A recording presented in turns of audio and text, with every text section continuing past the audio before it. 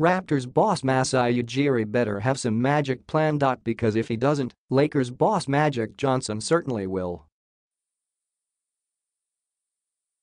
Before Kawhi Leonard and DeMar DeRozan, the headline pieces in a four-player trade between San Antonio and Toronto on Wednesday play a single game for their new teams. This much is clear: the Spurs got better, the Raptors are taking a gargantuan risk, and the Los Angeles Lakers are going to sit back and see what happens.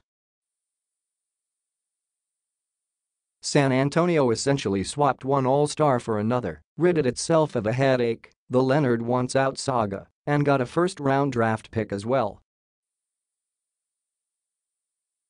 Hard to argue. In DeRozan, Toronto traded away a guard who led the Raptors in scoring in each of the last 5 seasons for a player who, without hardly ever saying a word, has made clear that he wants to be in Los Angeles.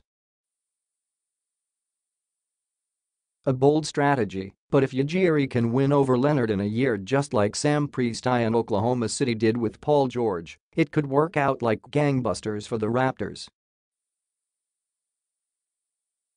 And if Leonard doesn't see the virtue in making Toronto home for the long term, the Lakers will be waiting. Remember what Johnson said earlier this offseason about the Lakers' strategy, that it will be a 2-year mission. Getting LeBron James to sign with LA earlier this month was a big part of the plan, but it wasn't the whole plan. Phase 2 is surrounding James with superstar talent, and it's hard to see any reason why Leonard doesn't end up in purple and gold at some point in 2019, whether through a trade or free agency.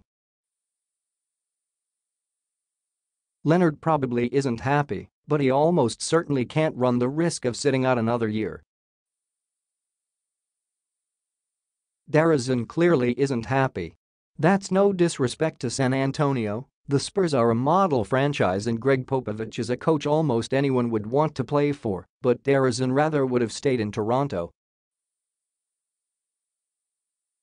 DeRozan got plenty of support from his NBA peers, including Dwyane Wade, who told the Associated Press that he hopes this trade reminds fans that teams will do what they want when they feel it's time to move a player, so players shouldn't be derided when they exercise their options to move on through free agency either. DeRozan gave everything to Toronto, everything they asked him to do from the standpoint of loyalty, Wade said.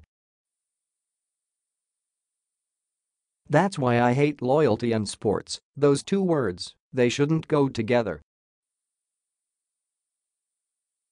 You just feel for guys and their family.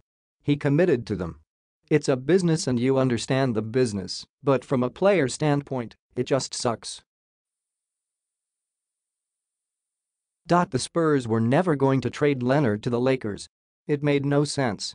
Why would San Antonio help a fellow Western Conference team get better, especially when the best team in basketball, Golden State, seems to have a chokehold on the Larry O'Brien Trophy with no plans of letting go anytime soon? Plus, the Lakers didn't have the sort of assets the Spurs would have wanted for an elite player like Leonard. He played in 9 games for the Spurs last season and was barely a factor. DeRozan will almost certainly give San Antonio more next year than Leonard gave the Spurs last year. Hence, they just got a lot better. Boston had the required assets, but apparently wasn't willing to part with them. Philadelphia did too. But Toronto, to its credit, saw no reason why it shouldn't be bold this summer. Dwayne Casey was the coach of the year who won 59 games and led the Raptors to the No. 1 seed in the East last season. He got fired because the Raptors never figured out how to beat James in the playoffs. The Raptors are really good. Second best record in the regular season a year ago, behind only Houston. But they know they're not good enough to win a title, and while they stopped short of blowing up the team, they sure gave the foundation a couple of good thwacks with a wrecking ball and dumping Casey and trading DeRozan. Can Leonard get them over the hump? Maybe.